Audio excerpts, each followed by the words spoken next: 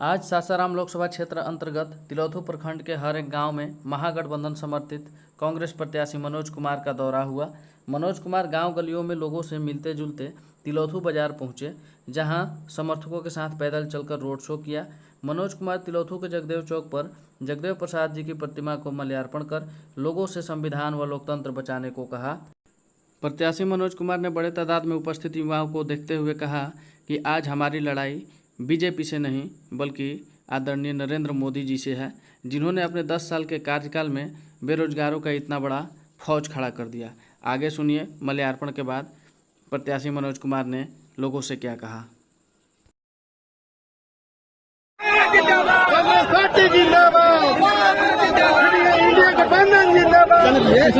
आइए, आप सभी को मेरे तरफ से बहुत बहुत शुभकामनाएं। आइए एक बार फिर से इस तिलौथू के धरती पर, ऐतिहासिक धरती पर आकर के मुझे बड़ा मेरा सौभाग्य है।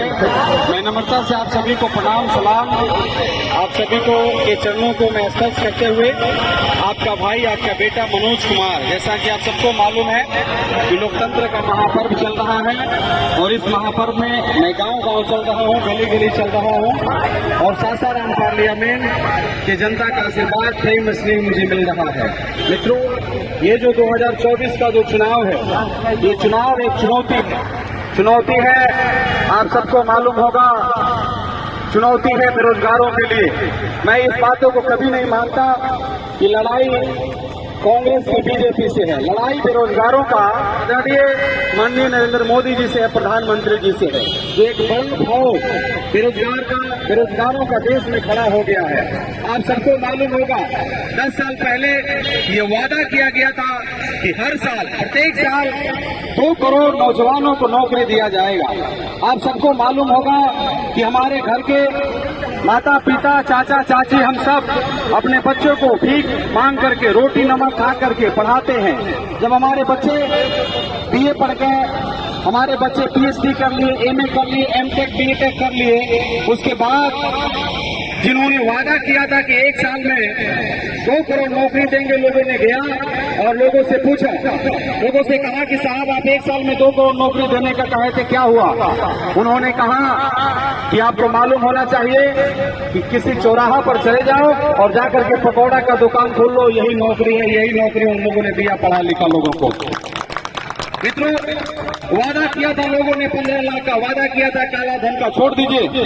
कुछ दिन पहले मैं अधौरा पहाड़ में था, कुछ दिन में चिनारी साइड में था। कुछ लोगों ने मिल करके आकर के आंसू बहा करके कहा कि भैया खाना पीना नौकरी छोड़ दीजिए, कम से कम हम लोग को पानी तो मिले। मैं आपको बताना चाहता हूँ यही स्थिति हमारे सासाराम पार्लियामेंट का है।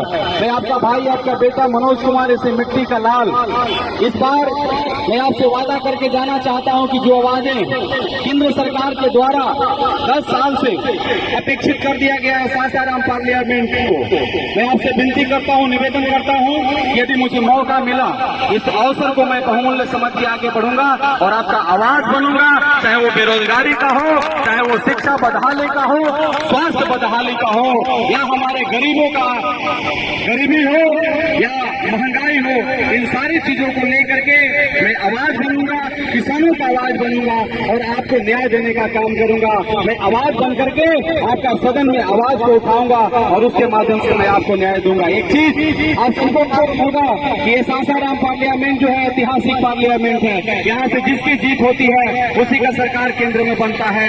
इतिहास है आजादी से लेके आज तक ये सासाराम पार्लियामेंट जो जीता है उसी का सरकार बना है। इस बार सासाराम पार्लियामेंट की जनता का जो मुझे सभी जाति, सभी धर्म, इवन जाति पार्टी धर्म से ऊपर उठे लोगों ने जो सहयोग मुझे किया है, पूरा मुझे भरोसा है कि आप अपने मिट्टी के लाल को इस बार आप मौका देने जा रहे हैं और यही नहीं, केंद्र में सरकार बनने जा रही है, इंडिया गठबंधन का सरकार बनेगा और आपके सारे समस्याओं का हल होगा।